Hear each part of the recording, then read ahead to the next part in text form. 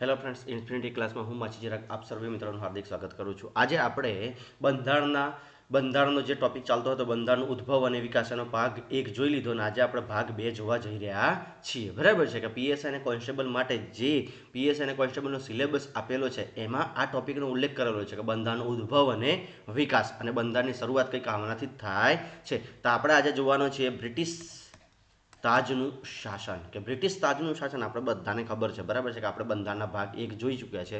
એમાં આપણે બધાએ જોયું કે ભાઈ કંપની શાસન જે હતું, બરાબર છે, કંપની લોકો ભ્રષ્ટાચાર કરવા લાગે છે, બહુ જ ખૂબ ભ્રષ્ટાચાર કરવા, કંપનીનું દેવાળું ફૂંકવા લાગે છે. એટલે કંપની હવે શું કરે છે અને ભારતીય પ્રજાઓને હેરાન કરવા લાગે છે. એટલે કંપનીએ શું કરી લીધું કે એમના બધા સાથીદારોને ઇંગ્લેન્ડ બોલાવી લીધા અને હવે બધો જ વહીવટ કોણ કરે છે કે બ્રિટિશ સરકાર કરે છે. કોણ કરે છે કે બ્રિટિશ સરકાર કરે છે. અને આપણે હવે જોવા જઈ રહ્યા છીએ, બરાબર છે. તો અહીંયા લખેલું છે કે બ્રિટિશ તાજનું શાસન. હવે આપણે શેનું જોવાનું છે? બ્રિટિશ તાજનું શાસન. કે જો અહીંયા ફરીથી એક વખત કહી દઉં છું કે આ બાજુ જે તમને ટાઈપિંગ કરેલું જોવા મળે છે, આ બાજુ જે ટાઈપિંગ કરેલું છે એ બધી શું છે? સમજૂતી છે, બરાબર છે. અને આપણે જે આ બાજુ લખેલું છે, હેન્ડ રિટન લખેલું છે, આપણે શું યાદ રાખવાનું છે? યાદ રાખવાનું છે કે આ બધું જ જે અહીંયા લખેલું છે એને આપણે શોર્ટ ફોર્મેટમાં કઈ રીતના યાદ રાખી શકીએ અને આપણા મગજમાં આખું બંધારણ કઈ રીતના ક્લિયર કરી શકીએ એ બધું સમજાવેલું છે, બરાબર છે.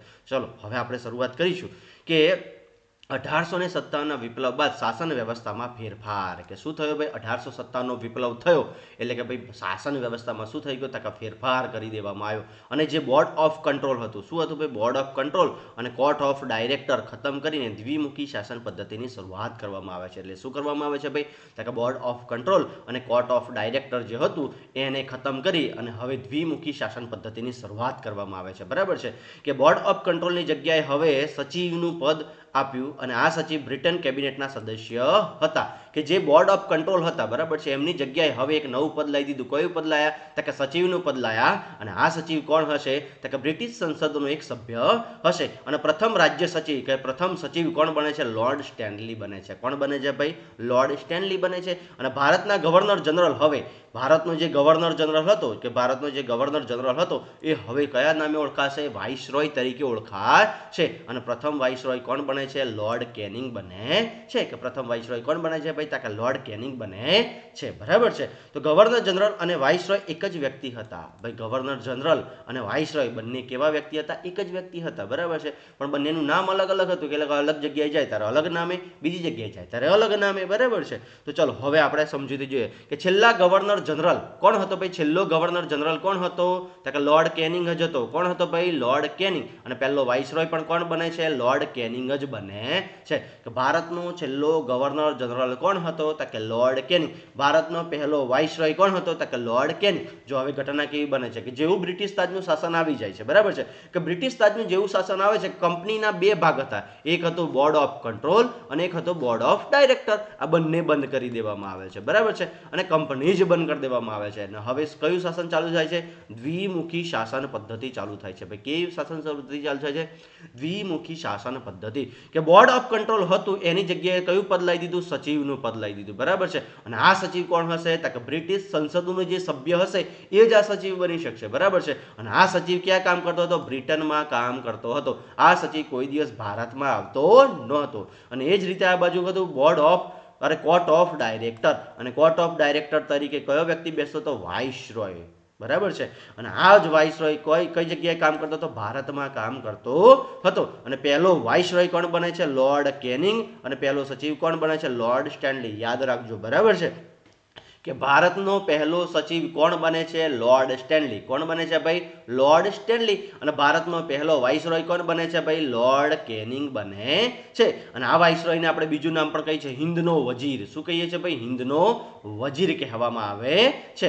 અને આ વાઇસરોયનું કામ શું હતું? કે વાઇસરોય જ્યારે ભારતીય રાજાઓને કે આ વાઇસરોયનું પદ તો આપણે નિર્માણ કરી દીધું, બરાબર છે, પણ ભારતીય રાજાઓને જ્યારે આ વ્યક્તિ મળવા જાય ત્યારે કયા પદે જાય? કે વાઇસરોય બનીને જાય. કયા પદે જાય ભાઈ?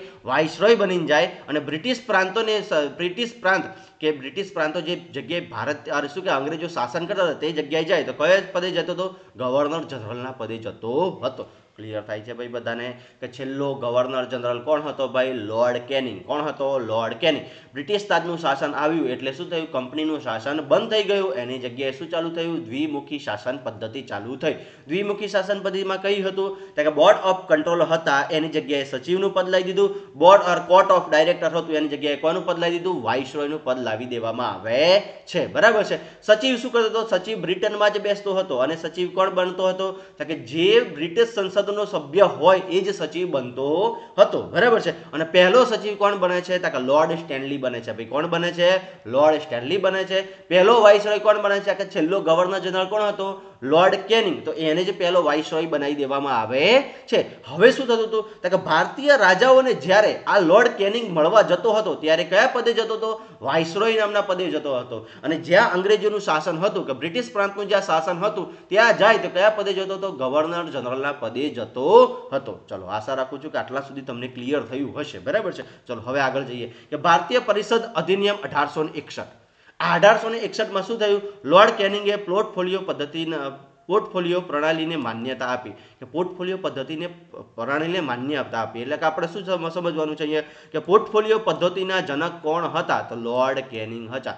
પોર્ટફોલિયો પદ્ધતિ એટલે શું? વિભાજન કરવાનું, ભાગલા પાડો, રાજ કરો, આપણે જે કહીએ છીએ ને એનો જનક કોણ હતો ખબર છે? આ લોર્ડ કેનિંગ હતો. અને લોર્ડ કેનિંગ શું હોય છે? આપણો પહેલો વાઇસરોય. આટલું યાદ રાખવાનું છે, બાકી બધું કશું યાદ રાખવાનું નથી. બરાબર છે. ચલો હવે અહીંયા ફર્સ્ટ ક્લાસ મજાની સ્લાઇડ પર તમે જોઈ શકતા હશો. બરાબર છે કે સાલો લખેલી છે કે 1905માં ભાઈ 1905માં શું થાય છે? બંગાળના ભાગલા પડે છે.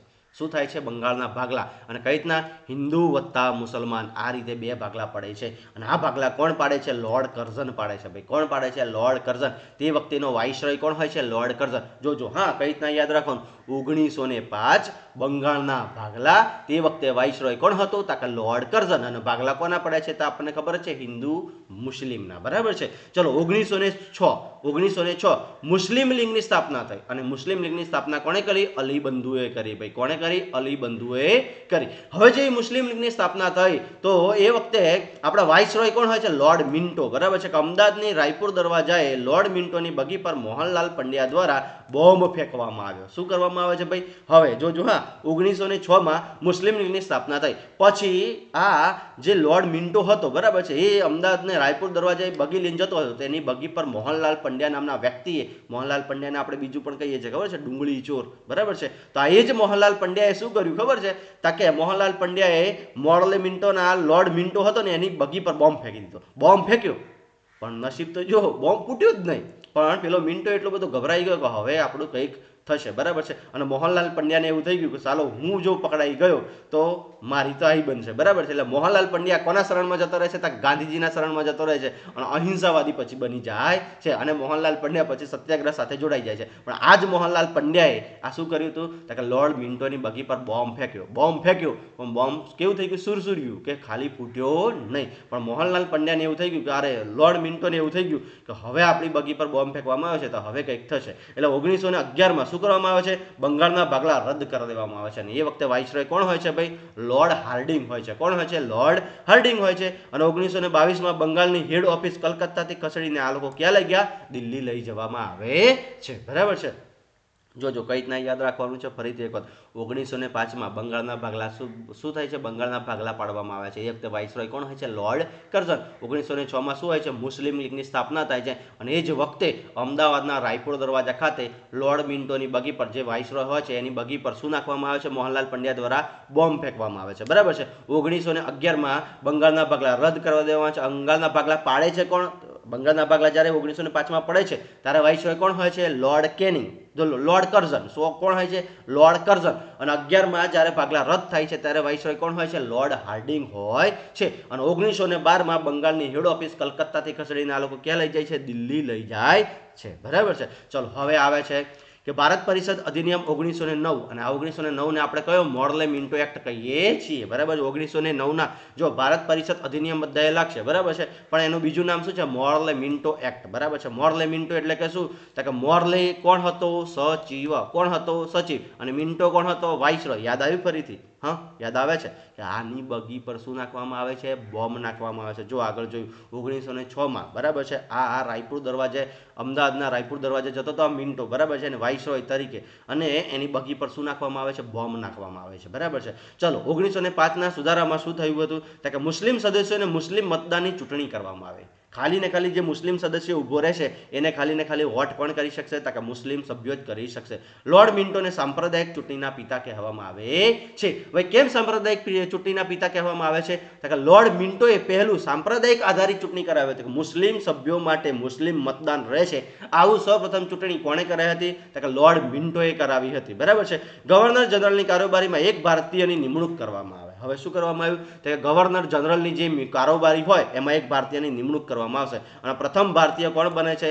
સત્યેન્દ્ર પ્રસાદ સિન્હા. કોણ બને છે ભાઈ? સત્યેન્દ્ર પ્રસાદ સિન્હા, બરાબર છે. અને ભાગલા પાડો અને રાજ કરો નીતિને પોષક માનવામાં આવે છે. અને આ નીતિ એ શું કરે છે? તો કે પેલી સાંપ્રદાયિક આધારિત ચૂંટણી કરી, ભાગલા પાડો અને રાજ કરો, આ અધિનિયમથી લાગુ પાડવામાં આવે છે, કે લાગુ થઈ જાય છે એવું લાગે છે, બરાબર છે. જો અહીંયા ફરીથી કે મોર્લે કોણ હતો? તો કે સચિવ હતો. મિન્ટો કોણ હતો? તો કે વાઇસરોય હતો, બરાબર છે. એટલે મોર્લે મિન્ટો એક્ટ કઈ સાલમાં? 1909માં. મોર્લે મિન્ટો એક્ટ કઈ સાલમાં આવ્યો ભાઈ? 1909માં. મોર્લે કોણ હતો?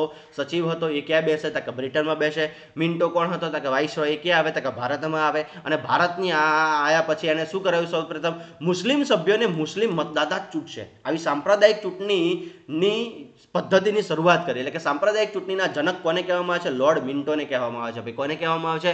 લોર્ડ મિન્ટોને. કારણે શું કર્યું?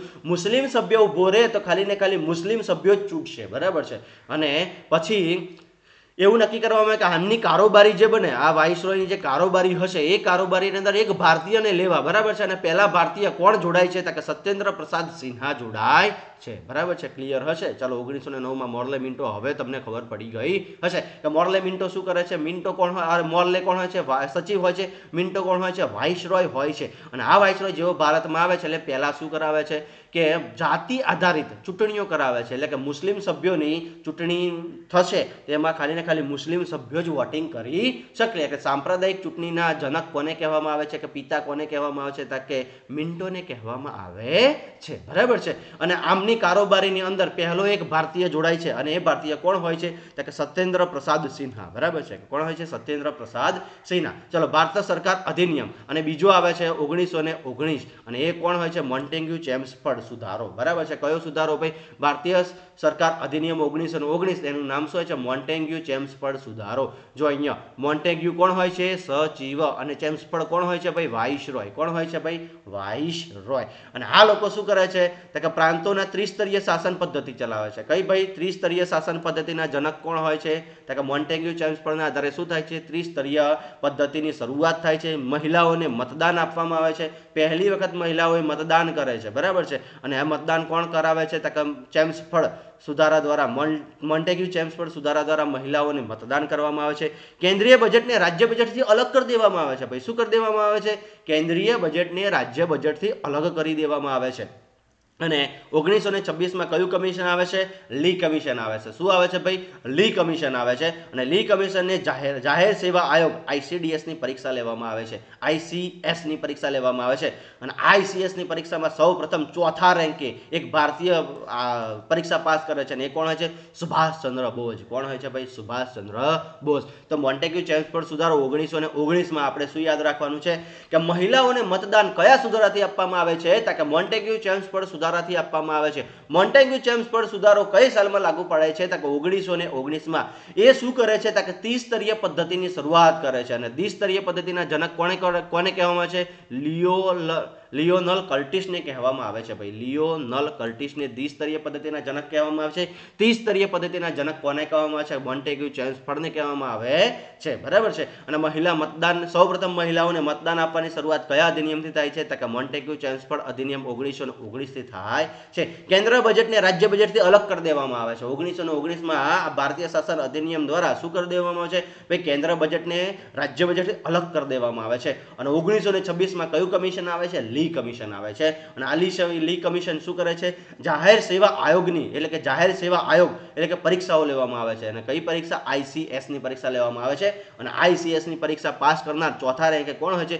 સુભાષચંદ્ર બોઝ હોય છે. ભાઈ કોણ હોય છે? સુભાષચંદ્ર બોઝ. બરાબર છે. અને આ અધિનિયમ ભારતીયોને સારી રીતે લાગુ પડે છે, ભારતીયો આના પર છે કે નથી, એ 10 વર્ષ પછી રિવ્યુ એટલે કે તપાસ આવતી હોય છે. બરાબર છે. 10 વર્ષ પછી કે 1919 જોજો અહીંયા, હા, કે 1919 શું હોય છે ભાઈ? 1919ની સાલમાં મોન્ટેગ્યુ ચેમ્સફોર્ડ આવે છે, તો 10 વર્ષ પછી, બરાબર છે, જો અહીંયાથી કે લી કમિશન આવ્યું, બરાબર છે, જો અહીંયા ભારત સરકાર અધિનિયમ સાયમન કમિશન 1927 કેમ થાય છે? બરાબર છે, જોવાનું છે કે ભારત સરકાર અધિનિયમ 1919ની જોગવાઈ હેઠળ અસરો 10 વર્ષ દરમિયાન ભારત દેશની પ્રણાલીમાં કઈ રીતે પ્રગતિ કરે છે તેની તપાસ કરવા માટે કમિશનની રચના. એટલે જો અહીંયા કે આપણે અહીંયા 10 કર્યા તો 9 અને 1 ને 1 2 અને 19 એટલે કે ભાઈ હવે આની તપાસ કે ભાઈ આ અધિનિયમો ભારત સરકારમાં જે લોકો ત્યાં રહે છે અને ભારતીય લોકોને આ વ્યવસ્થિત કામ લાગે છે કે આમાં કંઈ સુધારા વધારા કરવા જેવા છે, 10 વર્ષ પછી એનું રિપોર્ટિંગ કાર્ય થશે કે એની તપાસ માટે કમિશન મોકલવામાં આવશે. એટલે કે કમિશન ક્યારે આવવાનું હતું? 1929માં આવવાનું હતું. કઈ સાલમાં આવતું? 1929માં. પણ કમિશન મોકલી ક્યારે દેવામાં આવે છે? 1927માં. જોજો, હા, ફરીથી એક વાત કે ભારત સરકાર અધિનિયમ 1919ની જોગવાઈ હેઠળની અસરો 10 વર્ષ દરમિયાન ભારત દેશની પ્રણાલીમાં કઈ રીતે પ્રગતિ કરે છે તેની તપાસ માટે કમિશનની રચના કરવામાં આવશે, આવું કીધું હતું. બરાબર છે. પણ આ કમિશન સુધારા માટે 1921માં લાગુ કરવામાં આવેલા હતા અને આ કમિશનની રચના 1931માં થવી જોઈએ, પરંતુ સરકાર દ્વારા 1927માં કમિશનની નિમણૂક કરી દેવામાં આવે છે. એટલે કે ભારતમાં 1919માં મોકલ્યા ખરા, પણ ભારતમાં લાગુ ક્યારે પાડે છે? 1921માં સુધારા લાગુ પાડે છે. બરાબર છે. એટલે આવી કમિશન આવું ક્યારે જોઈએ? તો કે 1931માં આવવું જોઈએ. પણ હકીકતમાં કમિશન ક્યારે આવી જાય છે? 1927માં આવી જાય છે. અને તત્કાલિક વાઇસરોય કોણ હતા? લોર્ડ ઇરવિન હતા. કોણ હતા ભાઈ? Lord Irwin. આ લોર્ડ ઇરવિને 8 નવેમ્બર 1927ના રોજ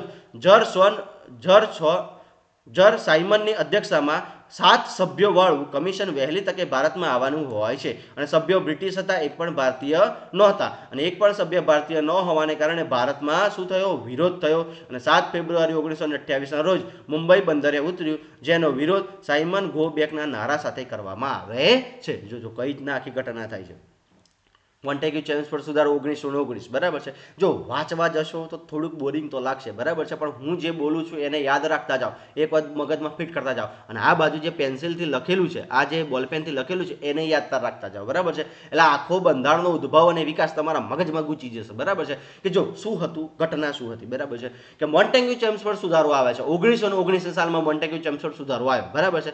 કે 30 સ્તરીય શાસન પદ્ધતિ લાગી, મહિલાઓને મતદાન અને જે વધારા સુધારા બધારા કર્યા. બરાબર છે. એની તપાસ માટે કે ભારતીય લોકોને આ જે નિયમ લાગુ પાડ્યો છે એ નિયમ લાગુ પાડે છે, એમને કેવી અસરો થાય છે, એમને બરાબર સમજાય છે કે નથી સમજાતું, આના માટે એક કમિશનની નિમણૂક કરી. બરાબર છે. અને એ કમિશન રિવ્યુ માટે કયા આવશે? 10 વર્ષ પછી આવશે. એટલે આવું ક્યારે જોઈતું હતું? 1919માં મોન્ટેગ્યુ ચેમ્સફોર્ડ સુધારો આવ્યો. પણ મોન્ટેગ્યુ ચેમ્સફોર્ડને સુધારાની જે જોગવાઈઓ હતી એ મોન્ટેગ્યુ ચેમ્સફોર્ડે સુધારે ભારતમાં ક્યારે લાગી?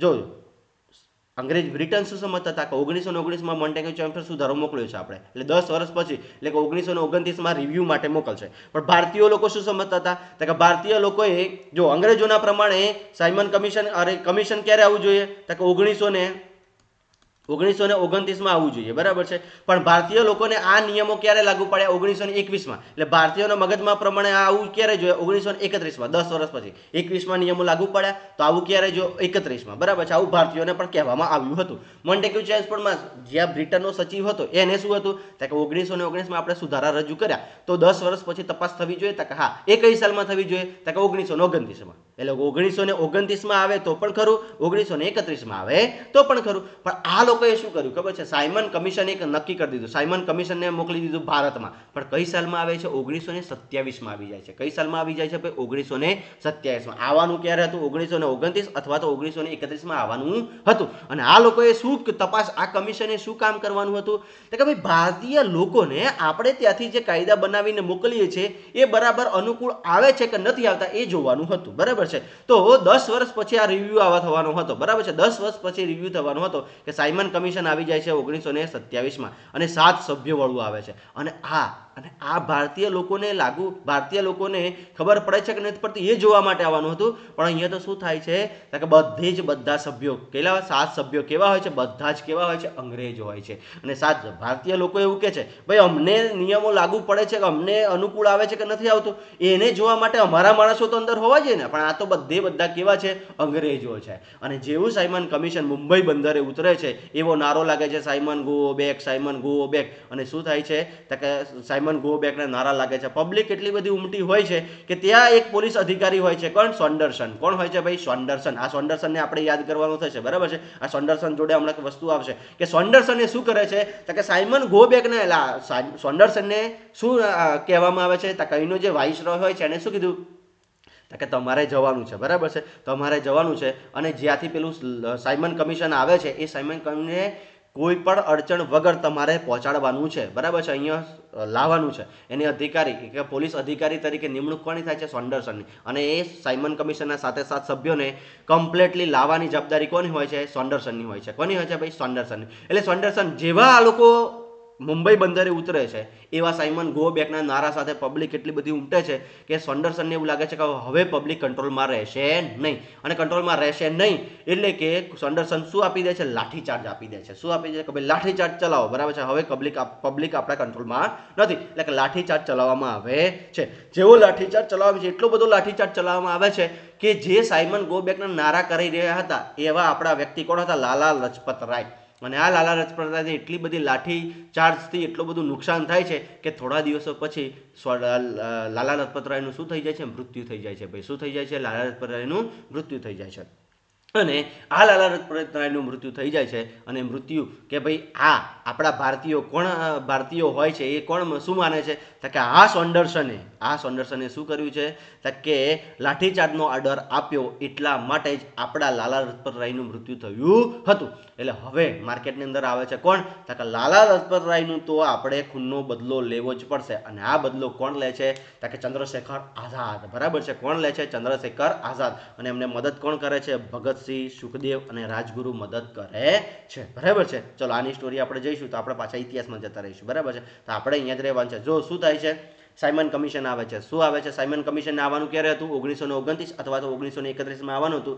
પણ થોડુંક વહેલું આવી જાય છે. કઈ સાલમાં આવી જાય છે? 1927માં આવી જાય છે. સાયમન કમિશન શું કરવા આવતું હતું? કે મોન્ટેગ્યુ ચેમ્સફોર્ડ સુધારા જે ભારતમાં લાગુ પાડ્યા હતા, બરાબર છે, એ સુધારા ભારતીયોને બરાબર અનુકૂળ આવે છે કે નથી આવતી એની તપાસ માટે આવવાનું હતું. પણ કેમ વિરોધ થયો? કે 7 સભ્યો કેવા હતા સાયમન કમિશનમાં? 7 સભ્યો કેવા હતા ભાઈ? અંગ્રેજો હતા. એક પણ ભારતીય નહોતો એટલે એનો વિરોધ થયો હતો.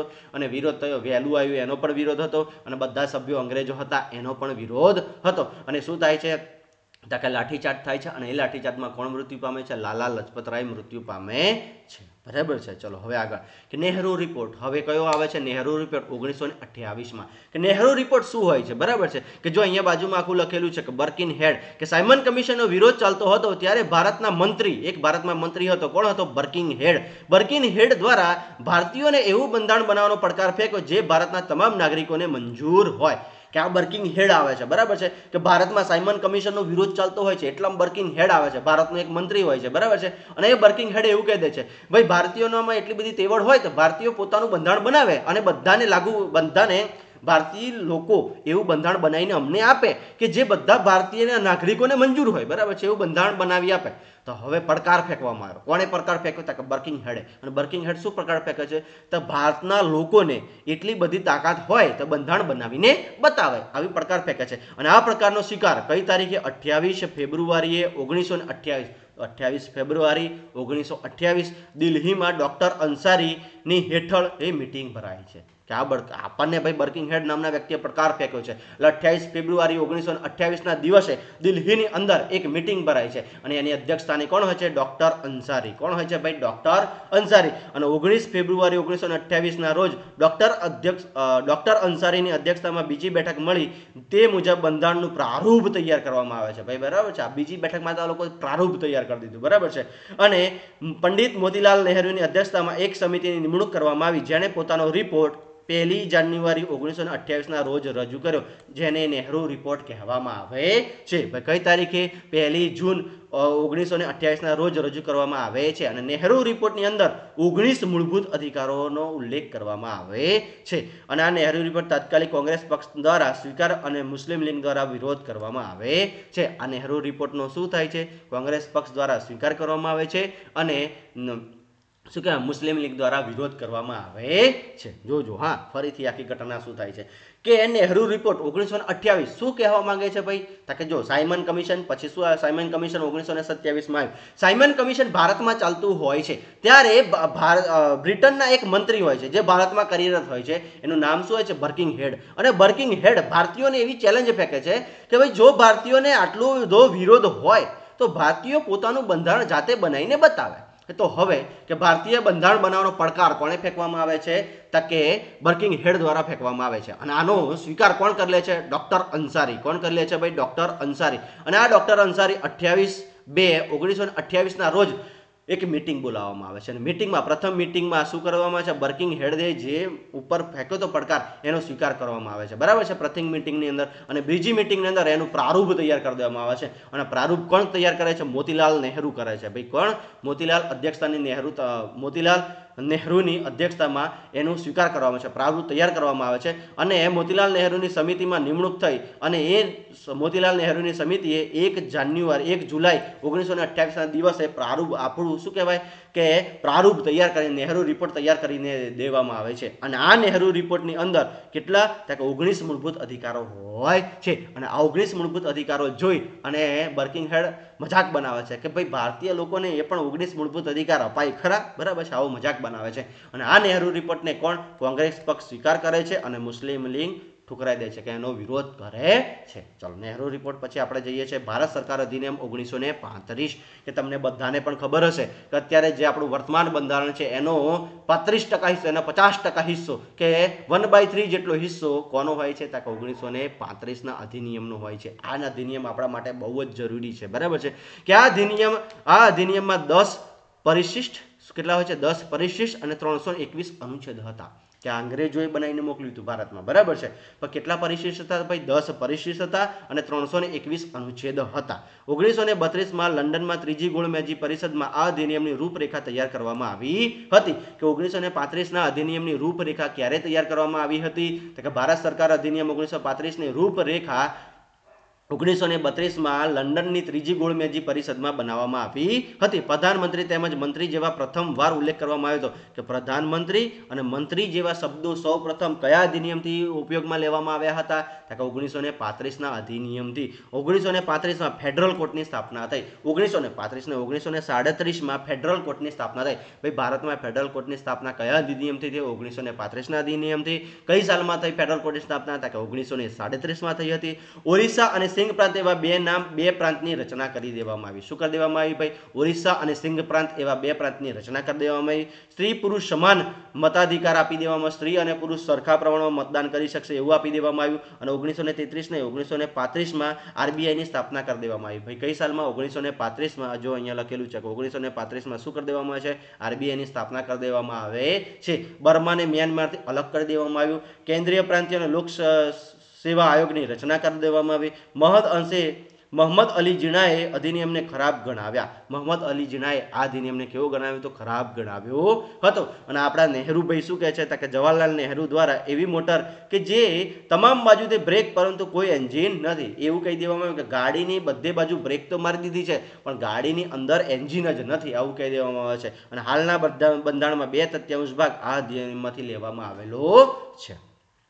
હવે આ તો આપણે આખી સમજૂતી મેળવી લીધી, બરાબર છે. હવે આને યાદ કઈ રીતના રાખવું?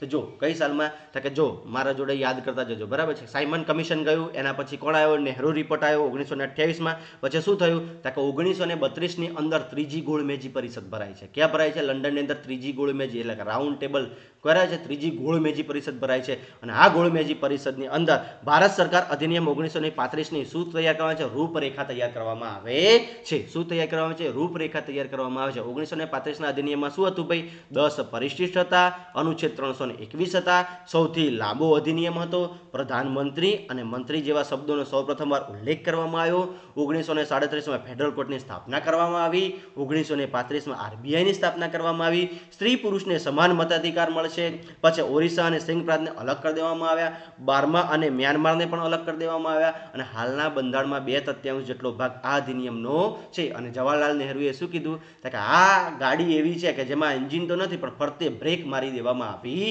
છે. બરાબર છે? ક્લિયર થયું બધાને?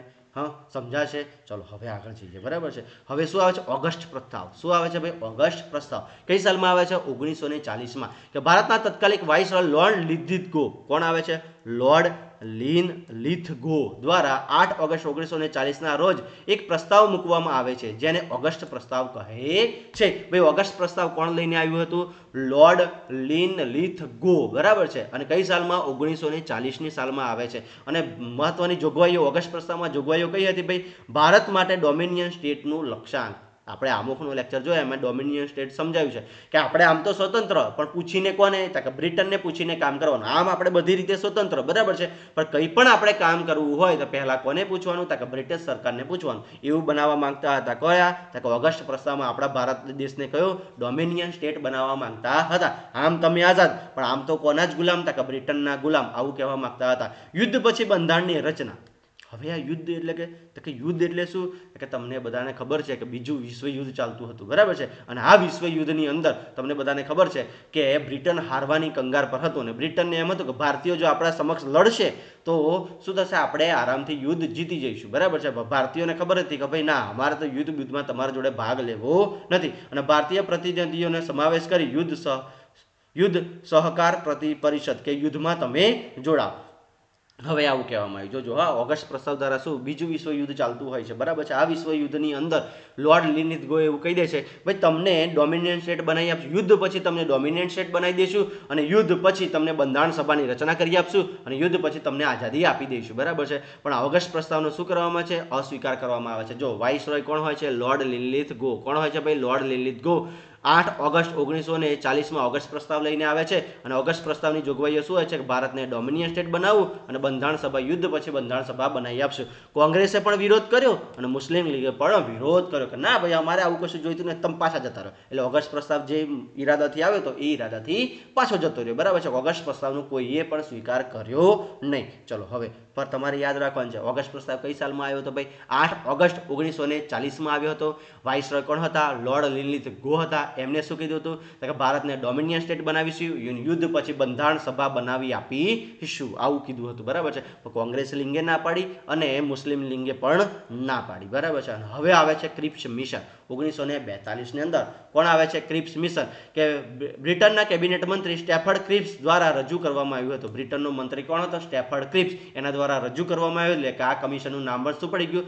Cripps mission. મહત્વની જોગવાઈ, ભારતને એક સંઘ બનાવવાનું હતું. ભારતીય બંધારણની રચના કરવામાં આવી હતી અને આ નવું બંધારણ અમલમાં ન આવે ત્યાં સુધી ભારતનું કરવામાં આવશે અને ગવર્નર જનરલની સત્તાઓ યથાવત રહેશે. બરાબર છે? કે ભારત સરકાર અધિનિયમ 1935 મુજબ આ અધિનિયમ ચાલશે. ભારતના લોકોને બનેલ બંધારણ સભા દ્વારા રચના કરવામાં આવશે. બંધારણ સભા ખાલી ને ખાલી ભારતના લોકોની હશે. જે રજવાડાઓને ભારતમાં જોડાવવું હોય તે સ્વતંત્ર રીતે જોડાઈ શકશે અને પોતાની રીતે એકલું રહેવું હોય તો પણ રહી શકશે. બરાબર છે? અને નવા બંધારણનો સ્વીકાર તૈયાર ન હોય ત્યાં સુધી રાજ્યને ભાવિ સ્થિતિ અંગે બ્રિટન સાથે અલગ કરવાના કરાર કરાશે. હવે 1940માં જોજો હા, આખું વાંચ્યું પણ મને ખબર છે કે ત્યાં સુધી તમને ખબર પડી નહીં હોય. બરાબર છે? તો હવે આને આપણે યાદ કઈ રીતના રાખવું? બરાબર છે? જોજો કઈ રીતના યાદ રાખવાનું છે આખું મગજમાં ફિટ કરી લેજો. બરાબર છે? કે કયું મિશન આવે છે? Cripps mission 1942. જોજો ઓગસ્ટ પ્રસ્તાવ 1940માં આવે છે એને તો આપણે પાછો મોકલી દીધો. કેમ? ઓગસ્ટ પ્રસ્તાવની જોગવાઈઓ શું હતી ભાઈ? કે ભારતને ડોમિનિયન સ્ટેટ યુદ્ધ પછી બંધારણ બનાવી આપીશું. આપણે બધાને ના આપી દીધું. આપણે શું કીધું? બંધારણ બનાવવું હોય તો અત્યારે જ બનાવો ને યુદ્ધ પછી કઈ નહીં, અત્યારે જે કરવું હોય અત્યારે જ કરો. એટલે ક્રિપ્સ મિશન આવે છે. કોણ આવે છે? ક્રિપ્સ મિશન કે બ્રિટિશ કેબિનેટનો મંત્રી કોણ હોય છે? સ્ટેફર્ડ ક્રિપ્સ હોય છે. અને એ સ્ટેફર્ડ ક્રિપ્સ 1942માં આવે છે, બરાબર છે. અને 1942માં આવી દે છે અને એવું કહી દે છે કે ભાઈ ભારતને એક અલગ રાજ્ય આપી દઈશું, બંધારણ સભા બનાવી આપીશું, તમે કોઈ એમ બધું કરી આપીશું. જે રાજાઓને ભારતમાં જોડાવવું હોય ભારતમાં જોડાય, અલગ રહેવું હોય તો અલગ રહે, પણ જ્યાં સુધી બંધારણ ના બને ત્યાં સુધી બધું જ કાર્યભાર કોના મુજબ ચાલશે? તો કે અંગ્રેજો મુજબ ચાલશે. એટલે કે જો ક્રિપ્સ મિશન 1942માં આવ્યું, રજૂ થયું સ્ટેફર્ડ ક્રિપ્સ દ્વારા, અને ભારતના લોકો દ્વારા બંધારણની રચનાની માંગ ઉઠવામાં આવી હતી. અને હવે આવે છે રાજગોપાલાચારી ફોર્મ્યુલા.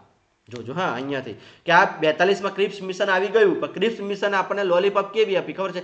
જેને અલગ રહેવું હોય અલગ રહે, જે રાજાઓને ભારતમાં જોડાવવું હોય એ જોડાય, અને જેને અલગ રહેવું હોય અલગ રહે. એટલે ભાઈ હવે ભારતની અંદર શું થાય છે? ત્યાં કે બે માંગ ઉઠે છે. કોંગ્રેસ એમ કહે છે કે બંધારણ બનાવો, અને મુસ્લિમ લીગ એમ કહે છે કે અમને અલગ રાજ્ય આપો. બરાબર છે કે જો રાજગોપાલાચારી ફોર્મ્યુલા, કે રાજગોપાલાચારી ફોર્મ્યુલા શું હોય છે? કે કોંગ્રેસ અને મુસ્લિમ લીગ વચ્ચે સહયોગ વધારવા રાજગોપાલા દ્વારા એક ફોર્મ્યુલા રજૂ કરવામાં આવી, અને આ ફોર્મ્યુલાને મહાત્મા ગાંધીનું સમર્થન મળ્યું. કે રાજગોપાલાચારીએ પહેલા કોને સમર્થનમાં લઈ લીધા? ગાંધીજીને સમર્થનમાં લીધા, બરાબર છે. અને ગાંધીજીને એવું કહેવામાં આવ્યું કે ભાઈ તમે જોડાવો, આપણે કોંગ્રેસવાળાને અને મુસ્લિમ બધાને એક જગ્યાએ ભેગા કરીએ, પહેલા આપણે અંગ્રેજોથી આઝાદી લઈ લઈએ. શું કીધું હતું રાજગોપાલાચારી ફોર્મ્યુલામાં? શું હતું? તો કે ગાંધીજીને પહેલા એમને સમર્થનમાં લીધા. ગાંધીજીને કઈ રીતના સમર્થનમાં લીધા? કે ગાંધીજી જોડે રાજગોપાલાચારી ગયા, અને રાજગોપાલાચારીએ ગાંધીજીને એવું કીધું કે પહેલા આપણે કોંગ્રેસવાળાને બોલાવીએ, મુસ્લિમ લીગવાળાને બોલાવીએ, બધા જોડે બેઠક કરીએ, અને પહેલું એવું નક્કી કરીએ કે આપણે પહેલા અંગ્રેજોથી આઝાદ થઈ જઈએ, પછી આપણે આપણી રીતે જનમત કરીને કોંગ્રેસ લીગ ભારત અલગ બનાવીશું અને મુસ્લિમ દ્વારા અલગ દેશ બનાવીશું, બરાબર છે. આવું નક્કી કરવામાં આવે છે. પણ ફોર્મ્યુલા ગાંધીજીને સમર્થન, એટલે ગાંધીજી કે હા ચલો આવું થતું હોય તો મને કોઈ વાંધો નથી. ગાંધીજીને તો ખાલી ને ખાલી એક જ વસ્તુ હતી કે ભાઈ આપણે અંગ્રેજોથી આઝાદ થવું છે. કોંગ્રેસ અને મુસ્લિમ લીગ બંને દ્વારા આ પ્રસ્તાવનો અસ્વીકાર કરવામાં આવે છે. કેમ? કે કોંગ્રેસને અલગ દેશ જોઈતો હતો, જ્યારે મુસ્લિમોને અલગ દેશ જોઈતો હતો. મુસ્લિમની જોગવાઈ, મહત્વની જોગવાઈ કે મુસ્લિમ લીગ ભારતમાં કોંગ્રેસ દ્વારા કરવામાં આવતી સ્વતંત્રતાની માંગનું સમર્થન કરે છે. યુદ્ધ પછી મુસ્લિમ બહુમતી વિસ્તારોમાં જનમત કરવામાં આવશે, અને ભારતને સ્વતંત્ર મળે તેના પછી જ વિભાજનનો નિર્ણય કરવામાં આવશે. આવી રાજગોપાલાચારીની ફોર્મ્યુલા હતી. ચલો યાદ રાખીએ કે કોંગ્રેસ અને મુસ્લિમ લીગ વચ્ચે સહયોગ વધારવા માટે શું આવે છે ભાઈ? રાજગોપાલાચારી ફોર્મ્યુલા આવે છે. તમને પરીક્ષામાં પૂછાય કે કોંગ્રેસ અને મુસ્લિમ લીગ વચ્ચે સહયોગ વધારવા માટે કઈ ફોર્મ્યુલા 1944માં આવી હતી? તો કે રાજગોપાલાચારી ફોર્મ્યુલા આવી હતી. રાજગોપાલાચારી ફોર્મ્યુલા કઈ સાલમાં આવી હતી? 1944માં આવી હતી. અને આનો ઈરાદો શું હતો? પહેલા તો ભારતને સ્વતંત્ર થઈ જાય, પછી કોંગ્રેસ અને મુસ્લિમ લીગની માંગ સ્વીકારવામાં આવશે કે યુદ્ધ પછી મુસ્લિમ લીગની બહુમતી વિસ્તારમાં જનમત લેવામાં આવશે, કે જે જગ્યાએ મુસ્લિમો વધારે હશે ત્યાં જનમત લઈ અને પછી મુસ્લિમોને અલગ રાજ્ય બનાવી આપીશું. આવી ફોર્મ્યુલા કઈ હતી? 1944માં. કયા? તો કે રાજગોપાલાચારી ફોર્મ્યુલામાં. પણ આનો કોંગ્રેસે પણ અસ્વીકાર કર્યો અને મુસ્લિમ લીગે અસ્વીકાર કર્યો. ખાલી સમર્થન કોણે આપ્યું હતું? ગાંધી બાપુએ સમર્થન આપેલું હતું. ચલો હવે વેવલ યોજના 1945માં. ભાઈ 1945માં કઈ યોજના આવે છે? વેવલ યોજના આવે છે. કઈ યોજના આવે છે? વેવલ યોજના. કે ભારતના તત્કાલીન વાઇસરોય લોર્ડ વેવલ, કોણ હતા ભાઈ? લોર્ડ વેવલ દ્વારા જૂન 1945માં સિમલા ખાતે ભારતીય નેતાના સમક્ષમાં આ યોજના રજૂ કરી હતી. જોજો કઈ રીતના ભારતમાં તત્કાલિક વાઇસરોય કોણ હતા? વેવલ. એટલે કે વેવલ યોજના લાવ્યું કઈ સાલમાં? તો કે જૂન 1945માં. કઈ જગ્યાએ? સિમલા ખાતે. અને ભારતીય નેતાઓ સમક્ષ આ યોજના મૂકી.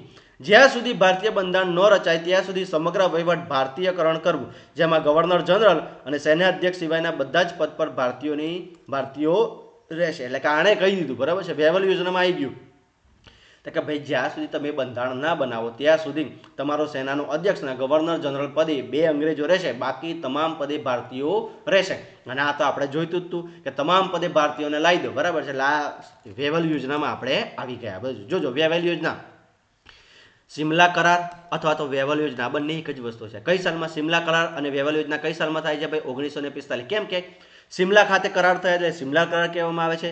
વાઇસરોય વેવલ હતો એટલે વેવલ યોજના કહેવામાં આવે છે. કઈ સાલમાં થઈ ભાઈ? 1945માં. વાઇસરોય કોણ હતા? વેવલ. અને આ સિમલા કરાર અને વેવલ યોજના કોના વચ્ચે થઈ હતી? લોર્ડ વેવલ અને ભારતીય નેતાઓ વચ્ચે થઈ હતી. અને આ વેવલ યોજનામાં શું નક્કી કરવામાં આવે છે ભાઈ? કે ભારતનું બંધારણ રચના ના થાય ત્યાં સુધી ગવર્નર જનરલ અને સૈન્યાધ્યક્ષ પર અંગ્રેજો રહેશે, બાકી બધા પદ પર શું રહેશે? તો કે ભારતીયો રહેશે, બરાબર છે. ચલો હવે આવે છે કેબિનેટ મિશન 1946. ભાઈ શું આવે છે? Cabinet mission 1946. હવે શું થાય છે તો કે ભારતીયોના પક્ષમાં એક લેબર પાર્ટી હતી, બ્રિટનની લેબર પાર્ટી હતી, ભારતીયોના પક્ષમાં હતી, બરાબર છે. અને કેવું થાય છે તો કે 1946ની ચૂંટણીની અંદર જ ત્યાં બ્રિટનની અંદર લેબર પાર્ટીની જીત થાય છે, બરાબર છે. જો કે બ્રિટનમાં લેબર પાર્ટી, કઈ પાર્ટી? લેબર પાર્ટીની નવી સરકાર રચેલા લોર્ડ કાઇમેટ એટલીએ ભારતમાં વચગાળાની સરકારની રચના માટે 1946માં 3 કેબિનેટ મંત્રીનું કેબિનેટ મિશન મોકલવામાં આવે છે.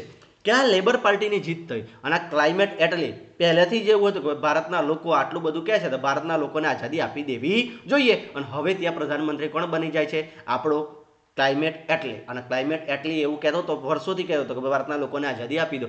હવે એ જ ત્યાં વડાપ્રધાન બની જાય છે એટલે આપણા દેશને આઝાદી આપી દે છે. અને એક કમિશન મોકલે છે, કેબિનેટ મિશન મોકલે છે. અને એ કેબિનેટ મિશનની અંદર 3 વ્યક્તિઓ હોય છે, બરાબર છે. કેટલા વ્યક્તિઓ હોય છે ભાઈ? 3. Lord ફ્રેન્થિક Lawrence, sir Trafford crisp અને એવી એલેક્ઝાન્ડર. આ 3 જણને મોકલે છે. અને આ લોકો ભારતમાં આવીને શું કરે છે? આ કેબિનેટ મિશન અંતર્ગત ભારતના રજવાડા અને બ્રિટિશ તાજના પ્રદેશોના પ્રત્યક્ષ ચૂંટણી દ્વારા સભ્યોને ચૂંટવામાં આવ્યા. શું કરવાનું છે? ચૂંટવામાં આવે છે, બરાબર છે. ચલો હવે અહીંયાથી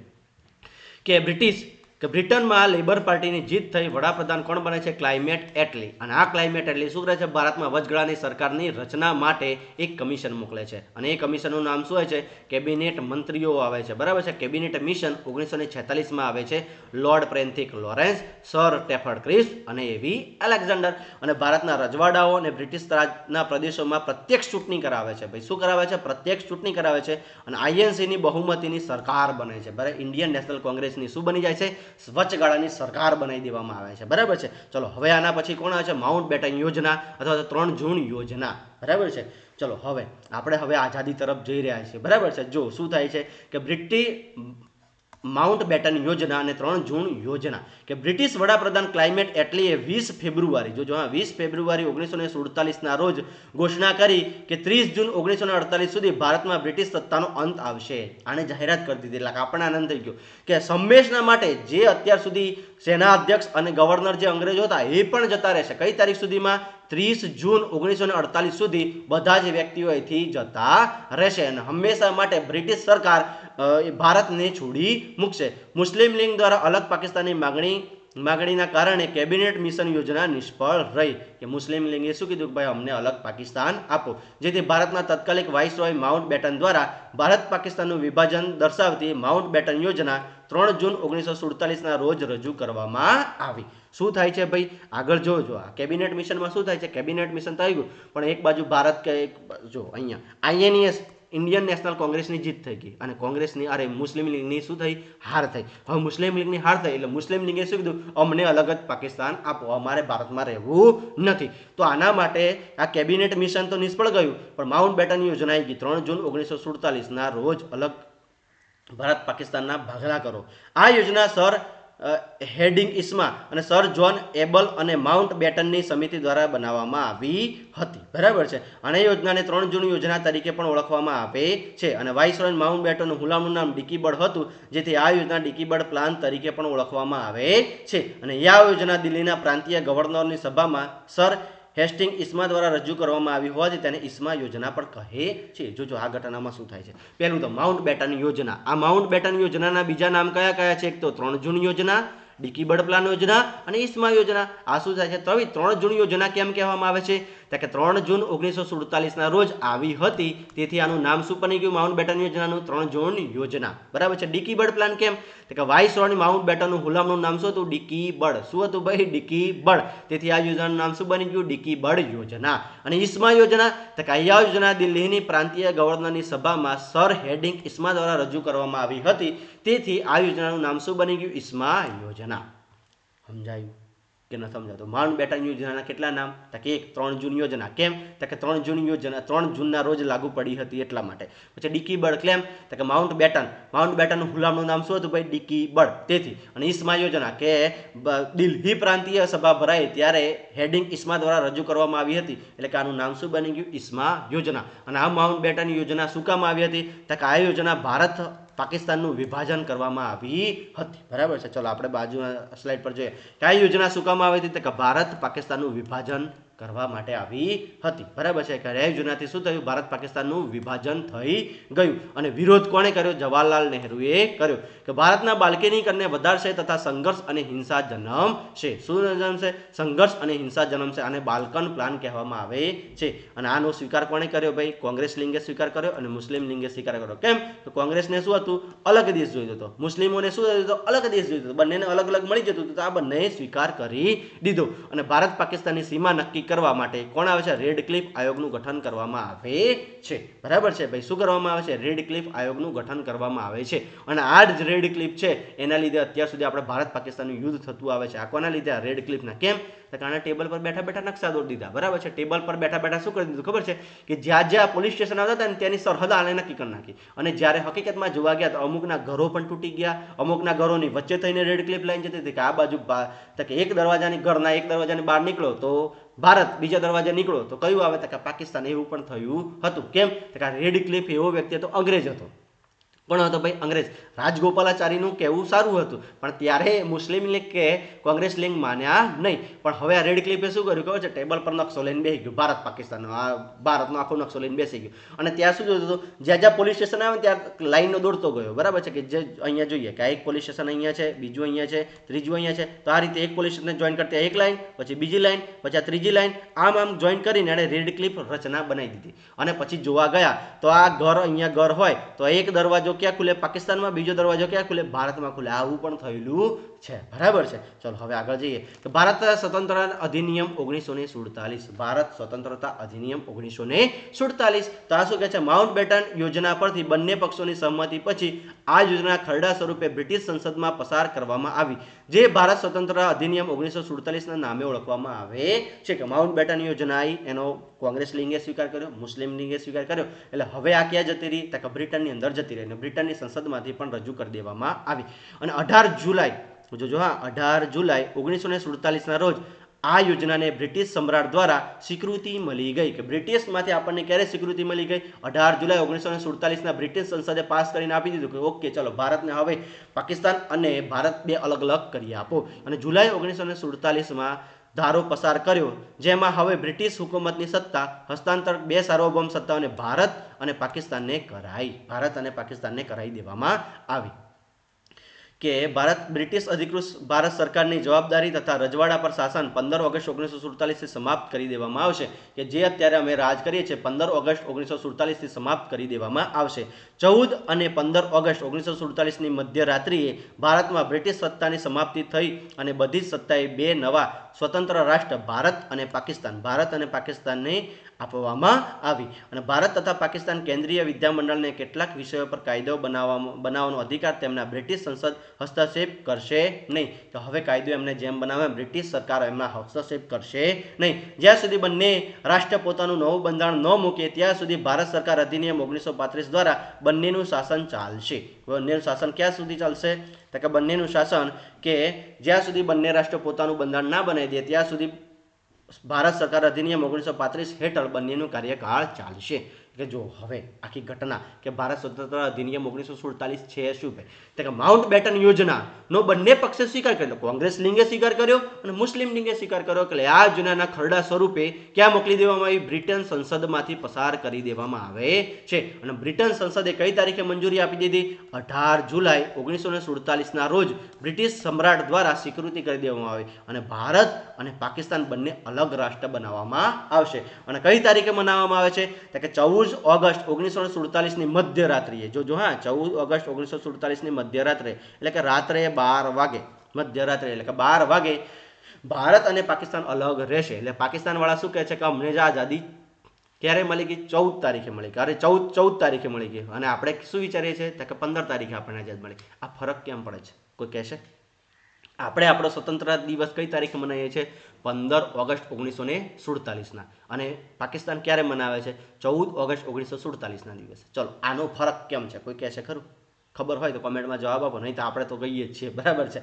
કે જોજો ઘટના શું થાય છે, તમને બધાને અક્ષાંશ અને રેખાંશ તમે બધા ભણ્યા હશો, બરાબર છે. તો આપણે પ્લસ આવું લખાય છે +5.5. શું છે ભાઈ, +5.5, બરાબર છે. અને પાકિસ્તાન શું છે, +5. શું છે ભાઈ, પાકિસ્તાન +5 અને આપણે 5:30 આ 30 મિનિટનો ફરક પડે છે બરાબર છે જોજો હા કે આપણે 30 મિનિટ વહેલા છીએ પાકિસ્તાનથી બરાબર છે કે +5:30 એટલે કે આપણે અહીંયા 5:30 વાગ્યા હોય તો પાકિસ્તાનમાં કેટલા વાગ્યા હોય 5 વાગ્યા હોય કેટલા વાગ્યા હોય 5 વાગ્યા હોય એટલે 12 વાગ્યા આઝાદી મળી બરાબર છે એટલે કે મધ્યરાત્રિએ આઝાદી આપી દીધી બરાબર છે કે આપણને આઝાદી કેટલા વાગે મળી 12:30 કેમ કે આપણે 5.5 કલાક આગળ છીએ અને આ લોકોને 12 વાગે મળી બરાબર છે આ 30 મિનિટનો ફરક છે એટલે પાકિસ્તાનવાળા એમ કહે છે કે અમારે પાકિસ્તાનમાં જોવા આવે તો પાકિસ્તાનમાં રાતના 12 વાગ્યા હતા અને આપણે કેટલા વાગ્યા હતા 12:30 વાગ્યા હતા બરાબર છે એટલે આપણે શું કહીએ છીએ કે અમને કઈ તારીખે આઝાદ મળી આપણે 12 વાગ્યા પછી કયો દિવસ ગણીએ છીએ 15 તારીખે એટલે આપણને આઝાદી કઈ તારીખે મળી એમ કહીએ છીએ 15 તારીખે અને આ લોકોને આઝાદી કઈ તારીખે મળી 14 તારીખે એવું માને છે બરાબર છે પણ હકીકતમાં તો બંનેને આઝાદી એક જ દિવસે મળી હતી બરાબર છે ક્લિયર થાય છે પણ અક્ષાંશ રેખાંશના કારણે આપણે આવું કંઈક માનીએ છીએ હવે શું નક્કી કરી દેવાનું 14 ઓગસ્ટ 1947ની મધ્યરાત્રિએ આપણે દેશ આઝાદ ગણીએ આપણે કઈ તારીખે ઉજવીએ છીએ 15 તારીખે અને આ લોકો કઈ તારીખે ઉજવે છે 14 તારીખે કેમ ઉજવે છે હવે તમને બધાને ખબર પડી ગઈ હશે અને હવે નક્કી કરી દેવામાં આવ્યું હવે અંગ્રેજોએ શું કહી દીધું કે જ્યાં સુધી બંને રાષ્ટ્ર પોતાનું બંધારણ અમલમાં ન મૂકે ત્યાં સુધી શાસન ભારત સરકાર અધિનિયમ 1935 મુજબ ચાલશે બરાબર છે અને હવે મુજબ ભારત પાકિસ્તાનનો વહીવટ ચાલશે કહું ભારત સરકાર અધિનિયમ 1935 મુજબ બંનેનો વહીવટ ચાલશે જે દિવસથી બંને પોતાનું બંધારણ બનાવી લેશે તે દિવસ આ અધિનિયમ પણ પૂરો થઈ જશે બરાબર છે અને આ જ બંધારણ આ અધિનિયમનો 2/3 ભાગ આજે પણ આપણા હાલના બંધારણમાં જોવા મળે છે બરાબર છે અને અહીંયા આપણે બધા આઝાદ થઈ જઈએ છીએ અને આપણે હવે ભારત પાકિસ્તાનની આઝાદી મળી ગઈ અને હવે અહીંયા આપણે બ્રિટિશ તાજનું શાસન અહીંયા પૂરું કરીએ છીએ અને આપણો જે આ લેક્ચર છે એ પણ આપણે અહીંયા પૂરો કરીએ છીએ આશા રાખું છું કે તમને બધાને આ લેક્ચરમાં મજા આવી હશે બરાબર છે અને આપણે કઈ તારીખે આપણે 15 તારીખે આઝાદ થયા અને પાકિસ્તાન 14 તારીખે આઝાદ થયું એ કેમ થયું એ પણ તમને બધાને હવે સમજાઈ ગયું હશે અને આની વિસ્તૃત માહિતી જે આપણે અક્ષાંશ રેખાંશ ભણીશું ને ત્યારે પણ આ વસ્તુ આપણે પાછું લાવીશું બરાબર છે તો ચલો આ બધાને આ વિડીયો ગમ્યો હશે એવી આશા રાખું છું તમને જો વિડીયો ગમે છે તો લાઈક કરો શેર કરો અને તમારા મિત્રો સુધી પહોંચાડો અસ્તુ જય હિન્દ જય ભારત